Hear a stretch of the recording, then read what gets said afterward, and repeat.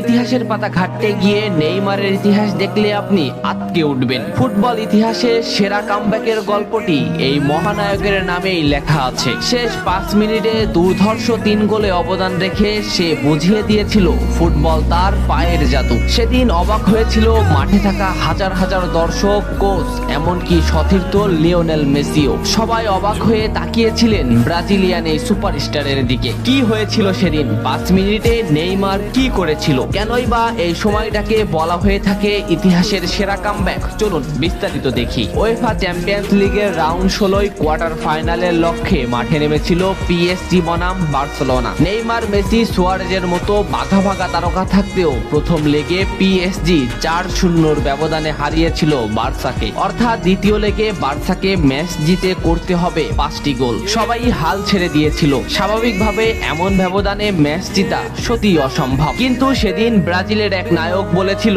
এটা সম্ভব, আমরা এটা করে দেখাবো। যেভাবেই হোক না কেন আমরা দলকে ম্যাচ জেতাতে চাই।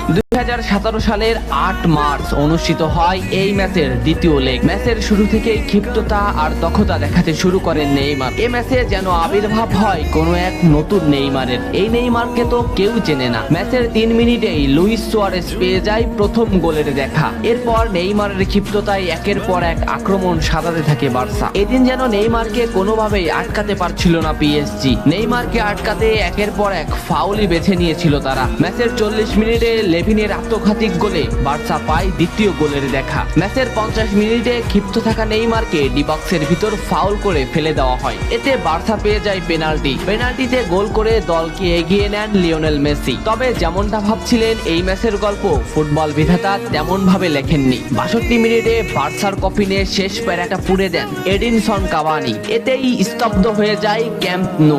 আশা ছেড়ে দেন বার্সা কোচ লুইস এনরিক। শুধু কি তাই, স্তব্ধ হয়ে যান লিওনেল মেসিও। তবে সেদিন একজন দমে যায়নি। নামটা কি? কমেন্ট করে জানান। বার্সা গোল হজমের পর লিওনেল মেসি ম্যাচের সম্পূর্ণ দায়িত্ব দেন নেইমারের উপর। আবারও শুরু হলো খেলা। ডি বক্সের বাইরে নেইমারকে ফাউল করে ডি মারিয়া। এই পজিশনে 88 মিনিটে বার্সা একটা ফ্রি কিক পায়। তবে এই ফ্রি কিকের দায়িত্ব নেইমারের কাছে বুঝিয়ে দেন মেসি। শট করেন নেইমার এবং করেন অসাধারণ গোল। এই ফ্রি কিকটা বার্সার ইতিহাসের সেরা ফ্রি কিকের একটি হয়ে রয়েছে। এর 2 মিনিট পর সুয়ারেজকে আঘাত করে পেনাল্টি পায় বার্সা। পেনাল্টি নিতে আসেন নেইমার জুনিয়র। সেদিন বার্সা নেইমারের উপরই আস্থা খুঁজে পেয়েছিল। পেনাল্টিতে অসাধারণ গোল করেন নেইমার। এমন পরিস্থিতিতেও 5 গোল করে ম্যাচ সমতা এনেছে বার্সা। এর কিছু সময়ের পরে চলে আসে সেই মাহিন রক্ষণ। ম্যাচের এই মোমেন্টটা লক্ষ্য করুন। ডি বক্সের কিছুটা সামনে নেইমারের পায়ে বল। নেইমারকে আটকাতে গেল প্রতিপক্ষের একটি খেলোয়াড়, কিন্তু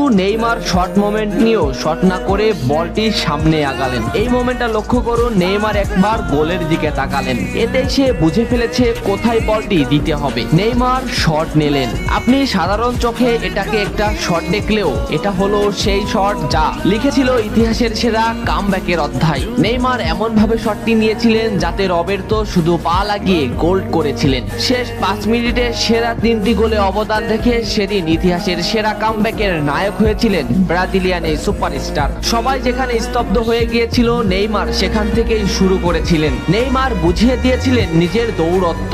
ইতিহাসের সেরা কামব্যাকটা বার্সা নেইমারকেই উৎসর্গ করেছিল। এ ম্যাচে নেইমারের পারফরমেন্স ছিল আকাশচুম্বী। মাঠে থাকা দর্শকরা শুধু নেইমারের দিকেই তাকিয়েছিলেন। নেইমার এমনই, যখন জ্বলে ওঠে তখন সব পুড়িয়ে দেয়, সব তছনছ করে ফেলে। ইতিহাসের সেরা কামব্যাকের নায়ক সেদিন পিএসজি কে হারিয়ে বার্সার সমর্থকদের মুখে হাসি ফুটিয়েছিলেন। বার্সা ফ্যানরা কি এদিনের কথা ভুলে গেছে? নেইমারকে ভোলা যায় না। নেইমারের এই অবদানের কথা ভুলতে হলে ফুটবলকেই ভুলতে হবে। ফুটবল আর নেইমার এমনই, এরা আপনাকে কাঁদাবে, হাসাবে, আবার কখনো কখনো অসম্ভবকে সম্ভব করে দিবে। নেইমার সেদিন অসম্ভবকেই সম্ভব করেছিলেন। ভিডিওটা কেমন লেগেছে অবশ্যই জানাবেন। এত সময় সাথে থাকার জন্য ধন্যবাদ।